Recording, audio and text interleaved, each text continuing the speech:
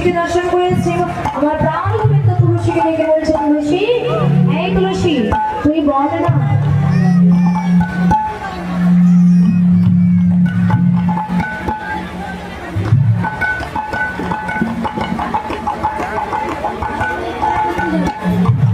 জয় রাধে। তুলসী, একবার কৃপা করে বল আমার প্রাণ বধূ কেমন, আমার রাধারানীর সাথে কেমন করে দেখা হবে।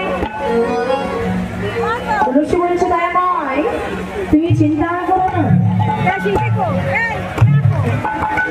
দয়াময় তুমি চিন্তা করো না, তোমার শ্রীমতী রাধারানী সূর্য পূজার ছলনা করে তোমার সঙ্গে দেখা করবে, তুমি চিন্তা করো।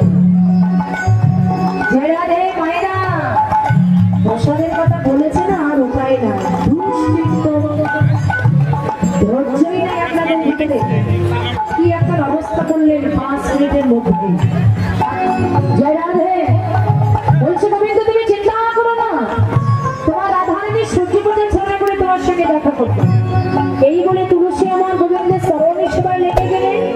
আর যেই না লেগে গেছে কিছুক্ষণ পরে শ্রীমতী রাধারানী ললিতাকে ডেকে বলছে, ললিতা, আরে ললিতা, সেই তুলসীকে কখন পাঠালাম,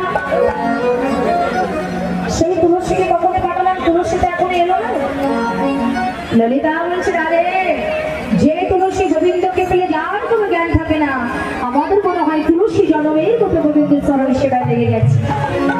আর যেই না বলেছে ঠিক সেই সময় তুলসী এসে বলেছে, জয় রাধে। ও রাধে, এত তাড়াতাড়ি আমার প্রতি অবিশ্বাস, এত তাড়াতাড়ি আপনারা যে যার মতো চলে যাবেন, আসলে আসা দরকার নেই।